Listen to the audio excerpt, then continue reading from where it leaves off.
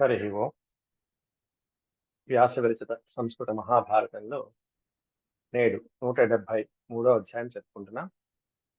ఇందులో ఏకచక్రాపురంలో బ్రాహ్మణ దంపతులతో కుమార్తె తాను ప్రాణత్యాగం చేయడానికి సిద్ధపడుతూ పలికినటువంటి వాక్యాలు ఎలా ఉన్నాయనేది వ్యాసుల వారు వివరిస్తున్నారు.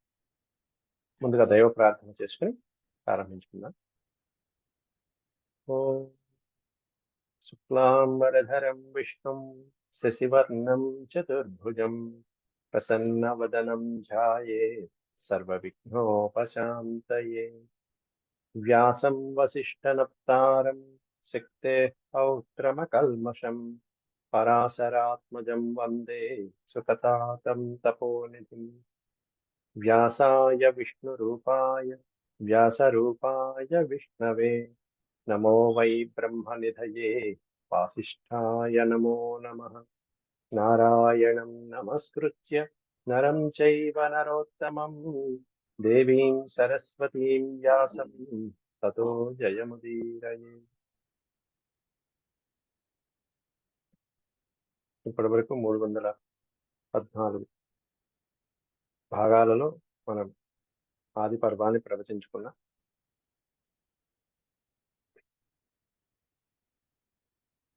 నేడు 315వ భాగంలో ఈ అధ్యాయాన్ని చెప్పబోతున్నటువంటి 173వ అధ్యాయాన్ని మనం చెప్పుకుంటున్నాం.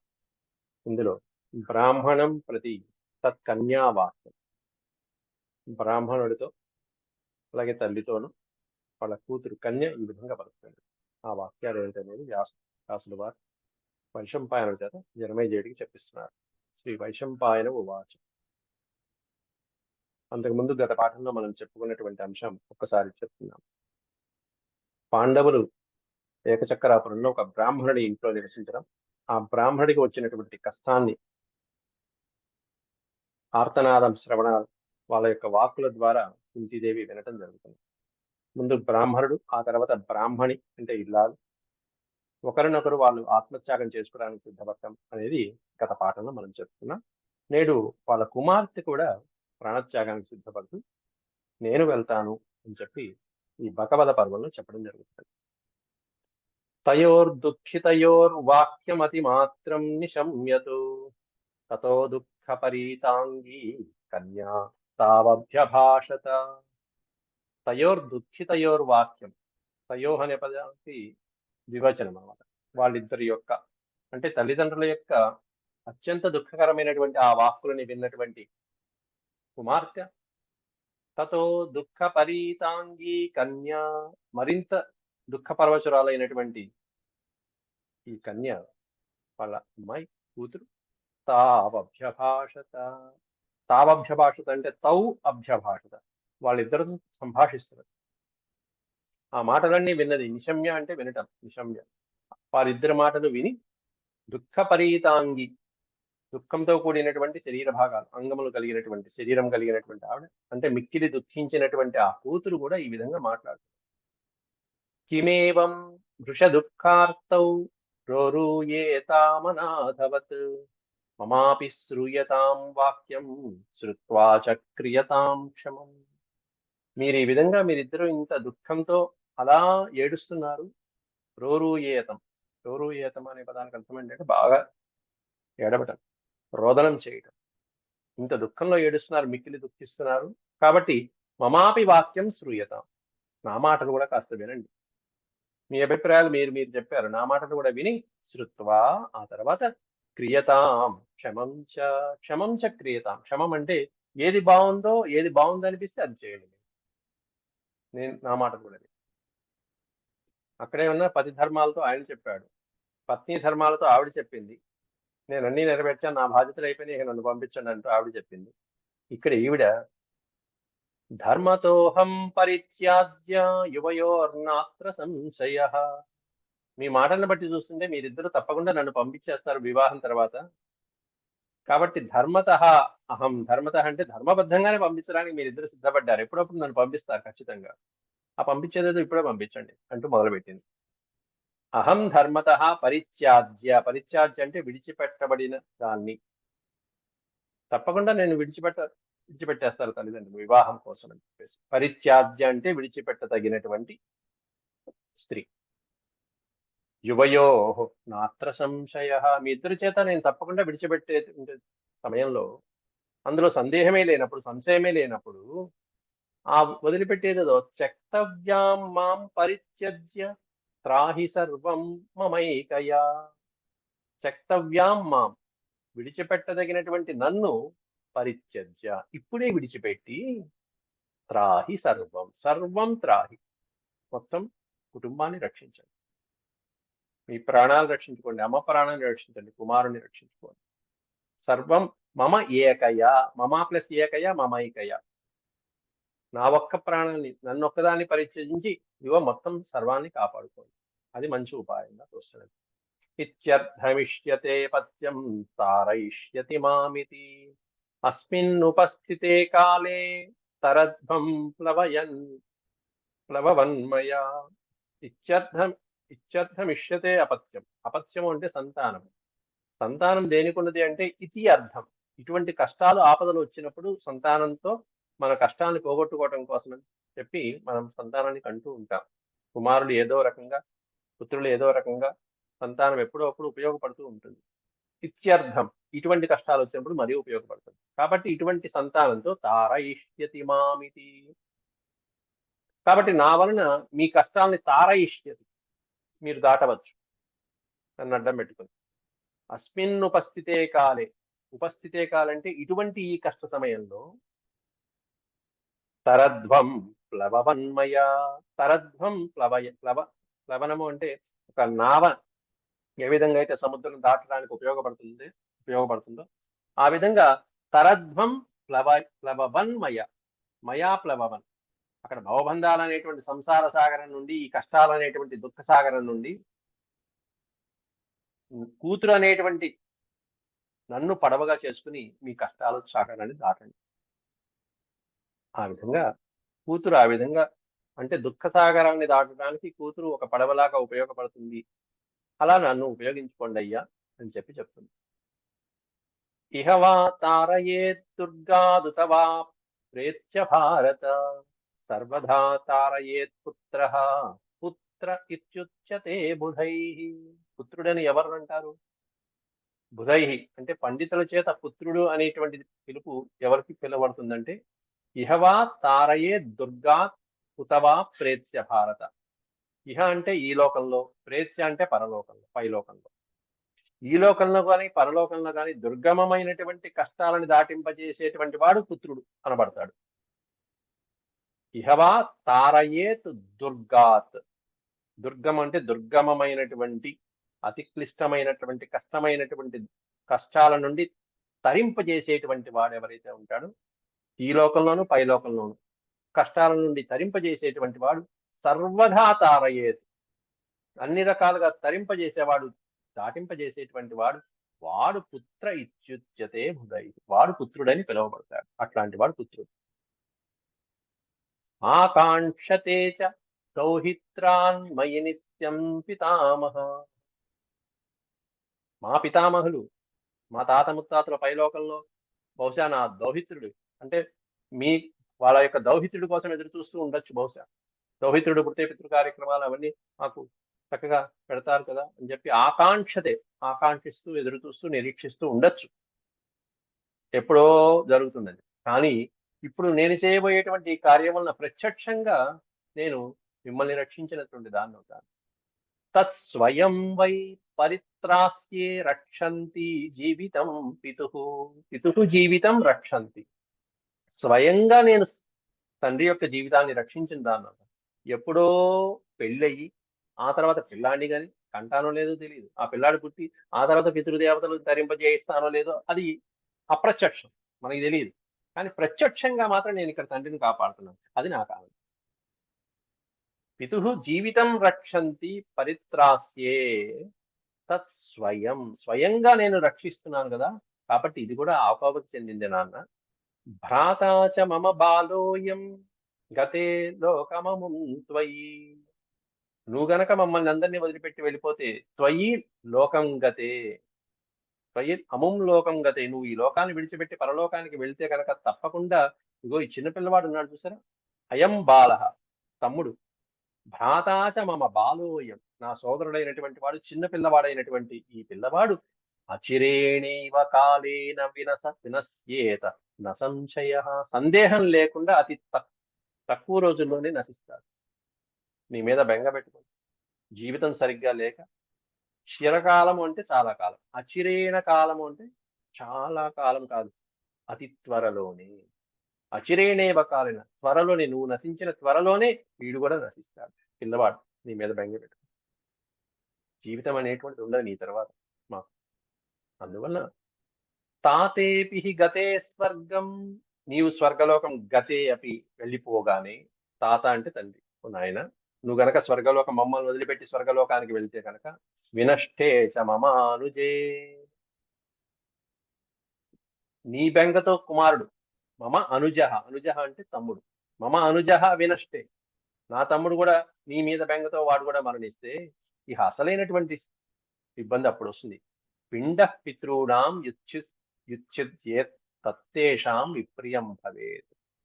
పైన పితృదేవతలు మాకు పిండాలు ఎవరు పెడతారని ఎదురు చూస్తున్నటువంటి వాళ్ళు, నువ్వు నశించి ఈ పిల్లవాడు నశిస్తే ఇక వాళ్ళకి ఎవరు చేసి పెడతారు ఆ కార్యక్రమాలని. కాబట్టి వీళ్ళిద్దరికి వారికి ఆ కార్యక్రమాలు నిర్వహించాలంటే మీరిద్దరు జీవించి ఉంటారు. వాడు జీవించాలంటే నువ్వు జీవించాలి, నువ్వు లేకపోతే వాడు ఉండడు, మీరిద్దరు లేకపోతే వాళ్ళకి అవి ఏమన్నా వెళ్ళవలసినటువంటి కార్యక్రమాలు వెళ్ళవు. కాబట్టి మీ ఇద్దరి ముఖ్యమైనటువంటి పిత్రాత్యక్వా తథా మాత్రా భ్రాత్రా చాహం అసంశయం, దుఃఖాద్దూఃఖతరం ప్రాప్య మ్రియేయం అతథోచితాం. ఇక్కడ మ్రియేయం అనే పదం పడాలి, ఈ సున్నా అనుస్వారం బదులు మకారం ఉండాలి, మ్రియేయం. పిత్రాత్యక్వా, ఓ పక్కన తండ్రి లేకుండా, తర్వాత ఆ బాధకు తల్లి లేకుండా, సోదరుడు లేకుండా, నేను ఒక్కదాన్ని, మీరు ముగ్గురు లేకుండా తప్పకుండా నేను కూడా దుఃఖతరం ప్రాప్య, అత్యంతమైనటువంటి దుఃఖాన్ని పొంది నేను కూడా మరణిస్తాను. అత్యంత క్లిష్టమైనటువంటి దశలో, హీనాతిహీనమైనటువంటి దశలో నేను కూడా మరణించవలసి వస్తుంది. మా పరిస్థితి అలా ఉంటుంది నువ్వు లేకపోతే. త్వయి త్వరోగే నిర్ముక్తో మాతా భ్రాతా చ మే శిశు, సంతానశ్చైవ పిండశ్చ ప్రతిష్టాస్యత్య అత్యసంశయం. త్వయి త్వరోగే నిర్ముక్తే, నీవు ఎటువంటి రోగాలు లేకుండా, ఎటువంటి బాధలు లేకుండా, మాతా భ్రాతా చ మే శిశు, అమ్మతోనూ కుమారుడితోనూ అంటే నా సోదరుడితోనూ నువ్వు హాయిగా జీవిస్తూ ఉంటే, ఆ తర్వాత పితృదేవతలైనటువంటి వాళ్ళకి పిండ ప్రదానాదులు మొదలైనటువంటివన్నీ కూడా అందవలసిన సమయంలో వాళ్ళకి అందుతాయి, వాళ్ళు సంతృప్తి చెందుతారు. ఇందులో సందేహం లేదు నాన్న. కాబట్టి నువ్వు జీవించి ఉండాలి. ఆత్మాపుత్ర సఖీ భార్య గృచ్చంతు దుహితా కిల. కుటుంబంలో ఎప్పుడు కూడా సంతానం అనేటువంటి దాంట్లో పుత్రుడు ఎప్పుడు కూడా తన ఆత్మతో సమానం. యజమానికి ఆత్మతో సమానం ఎవరంటే పుత్రుడు. అత్యంతమైనటువంటి సఖురాలు ఎవరై అంటే భార్య. యజమానికి స్నేహితురాలు ఎవరై అంటే భార్యే. భార్యను మించిన స్నేహితురాలు యజమానికి ఇంకెవరు ఉండరు, గృహస్థుడి. ఆత్మ పుత్ర, తనందుకు తాను ఆత్మగా చూసుకునేటువంటి వాడు పుత్రుల్లో చూసుకుంటాడు. సఖీ భార్య కృచ్ఛ్రంతు దుహిత కిల. మరి దుహిత కుమార్తె ఏమిటి అంటే కృచ్ఛ్రం, అనేకమైనటువంటి కష్టాలు తెచ్చిపెట్టేటువంటిది, బాధలు తెచ్చిపెట్టేటువంటిది కూతురుట. దుహితా కిల అంటూ తనని తాను వదిలిపెట్టాలి, ఎట్లాగైనా సరే తల్లిదండ్రులు వదిలిపెట్టాలి అనడం కోసం అని చెప్పేసి ఈ విధంగా కూడా చెప్తుంది. కుమార్తె కష్టాల కోసమే తప్ప సుఖాలను ఇచ్చేది కాదు. సుఖాలను ఇచ్చేటువంటి వాడు కుమారుడు. భార్య ఉన్న స్నేహితురాలతో సమానం. అనేక కష్టాలు బాధలకి సంబంధించినటువంటిది ఎవరయ్యా అంటే ఇంట్లో కూతురు ఒక్కతే. కృచ్ఛ్రంతు దుహితా కిల. కాబట్టి అటువంటి బాధలకి ఆలవాలమైనటువంటి కూతురిని వదిలిపెట్టేసే నాన్న, నన్ను వదిలిపెట్టేసే నాన్న అంటూ ఒప్పించడం కోసం చెప్తున్నది మాటలు. సకృచ్ఛ్రాన్ మోచయాత్మానం, కృచ్ఛ్రాన్ మోచయాత్మ, అటువంటి కష్టాలు కలిగించేటువంటి నన్ను ఆత్మానం మోచయ, మోచయ అంటే విమోచయ, వదిలిపెట్టేసి. అందులో మాం చ ధర్మే నియోజయ, అంతేకాకుండా నన్ను వదిలిపెట్టడం వలన ధర్మే మాం నియోజయ, నేను ధర్మకార్యం, నేను పుణ్యకార్యం చేస్తున్నట్టుగా నాకు పుణ్యాన్ని కూడా నువ్వు కలిగించిన వాడు. నాకు ధర్మకార్యం నిర్వహించినటువంటి శక్తి నాకు వస్తుంది. మాంచ ధర్మే నియోజ్య, నియోజ్య అంటే నియమించడం, నన్ను ఈ ధర్మ కార్యంలో నియమించు. ఏం ధర్మకార్యం అంటే కుటుంబాన్ని, తండ్రిని కాపాడినటువంటి ధర్మకార్యం, పుణ్యము నాకు వస్తుంది. అనాథ కృపణా బాల యత్ర క్వచన గామిని భవిష్యామి త్వయా తాత విహీనా కృపణా సదా. నువ్వే వెళ్ళిపోతే భవిష్యామి త్వయా తాత విహీన, తాత త్వయా విహీన, నీవే లేకపోతే అతి దీనాతి దీనమైనటువంటి దశలో మేమందరం అనాథలుగా కృపణ దీనంతో అనేక రకాలుగా అడుగు తింటూ ఉండాల్సి వస్తుంది మా పరిస్థితులు. ఎత్ర క్వచనగామిని, ఎక్కడ పడితే అక్కడ ఎటు పడితే అటు మేము తిరుగుతూ అనాథల్లాగా తిరగాల్సి వస్తుంది నువ్వు గనక లేకపోతే. అథవాహం కరిష్యామి కులస్యాస్య విమోచనం ఫల సంస్థా భవిష్యామి కృత్వా కర్మ సుదుష్కరం. అథవా అహం కరిష్యామి కులస్యాస్య విమోచనం, నీవు లేకపోతే ఈ కులమే విమోచనమైపోతుంది, వంశమే వృద్ధి చెందడం అనేటువంటిది ఉండదు. ఇంకా పిల్లవాడు ఉండడు, నువ్వు లేకపోతే కుమారుడు ఉండడు, సోదరుడు ఉండడు, ఇక వంశ వినాశనం కలుగుతుంది. కాబట్టి జరగవలసినటువంటి ఫలితాలన్నీ కూడా వినాశనం కలుగుతాయి. కాబట్టి నీవు జీవించే ఉండాలి నాన్న, నన్ను వదిలిపెట్టు నాన్న. అథవా యాస్యసే తత్ర త్యక్వా మాం ద్విజసత్తమ పీడితాహం భవిష్యామి తదవేక్ష్యస్వ మామపి. అథవా యాస్యసే తత్ర, నేను అక్కడికి వెళ్తాను, మీరు వెళ్ళవలసిన చోటికి అహమేవ యాస్యసే, నేనే అక్కడికి వెళ్తాను ఆ రాక్షసుడి దగ్గరికి. చక్వా మాం ద్విజసత్తమ, మాం చక్వా, నన్ను వదిలిపెడితే నేను ఆ రాక్షసుడి దగ్గరికి ఆహారంగా నేను వెళ్తాను. పీడితాహం భవిష్యామి తదవేక్షస్వ మామపి. ఇక్కడ నేనుండి నేనేం చేయలేను, మిమ్మల్ని ఉద్ధరించేది ఏమీ లేదు, మీకు కష్టాల పాలటం తప్ప. కాబట్టి నేను అక్కడికే వెళ్తాను. తదస్మదర్థం ధర్మార్థం ప్రవాసార్థం చ సత్తమ. కాబట్టి అస్మదర్థం, మా కోసము, ధర్మం కోసము, ప్రవాసార్థం అంటే బంధువుల కోసమో లేకపోతే పరలోకంలో పుణ్యగతుల కోసం అని చెప్పేసి, ఆత్మానం పరిరక్షస్వ, నిన్ను నువ్వు రక్షించుకో. అంతేగాని నీవు త్యాగం చేస్తాననేటువంటి మాట నువ్వు అనమాకు నాన్న. ఎందుకంటే మా కోసం.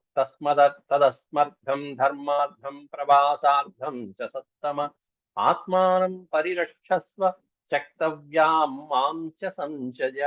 చక్తవ్యాం మాం, వదిలిపెట్టదగినటువంటి నన్ను వదిలిపెట్టు. చక్తవ్యాం మాం అంటే వదిలిపెట్టదగినటువంటి దాన్ని. ఎప్పుడో ఒకప్పుడు వేరే ఇంటికి పంపించాల్సిందా, కాబట్టి ఇప్పుడే వదిలిపెట్టేశారు. అవశ్య కరణీయే చ మా త్వాం కాలోత్యగాదయం కిం త్వతః పరమ దుఃఖం యద్వయం స్వర్గతే త్వయి. త్వయి స్వర్గతే యద్వయం, నీవు గనక స్వర్గలోకానికి వెళ్ళిపోయితే కిం త్వతః పరమ దుఃఖం, ఎంతకంటే మించినటువంటి దుఃఖం ఏముంటుంది. అదే మాకు చాలా బాధాకరమైనటువంటి విషయం. ఆ తర్వాత మా పరిస్థితి, మా దశ ఎలా ఉంటుంది. యాచమాన పరాదన్నం పరిధావే శ్రవత్, శ్వ అంటే శునకం, శ్రవత్ అంటే కుక్క వలె. నీవే లేకపోతే మా పరిస్థితి కుక్క వలె అడుక్కు తింటూ. యాచమాన పరాత్ అన్నం, పరాత్ ప్లస్ అన్నం పరాదన్నం, ఇతరుల నుండి అన్నం కోసం యాచించుకుంటూ జీవిస్తూ, భిక్షాటన చేసుకుంటూ జీవిస్తూ కుక్కల వలె బతకవలసి వస్తుంది మా పరిస్థితి. ఎప్పుడు అంటే స్వయి స్వర్గం గతే, నీవు స్వర్గానికి వెళ్ళిపోయిన తర్వాత. కాబట్టి త్వయి త్వరోగే నిర్ముక్తే క్లేశాదస్మాత్ సబాంధవే అమృతేవ సతీ లోకే భవిష్యామి సుఖాన్విత.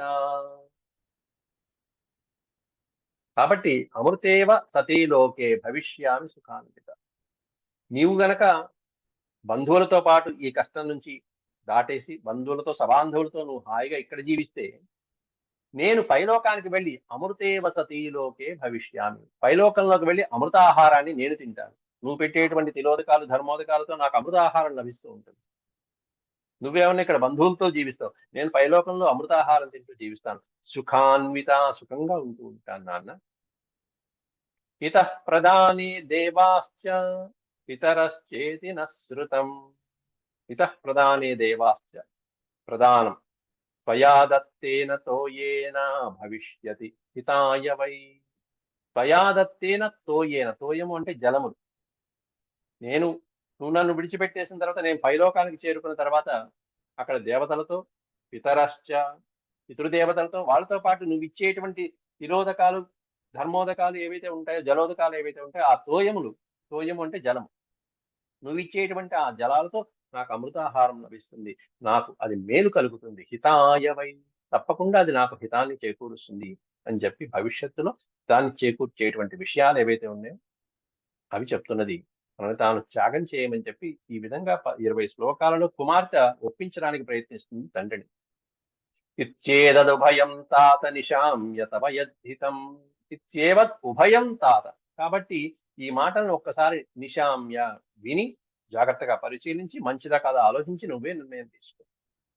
తద్వ్యవస్య తదాంబాయ హితం స్వస్య సుతస్య చ.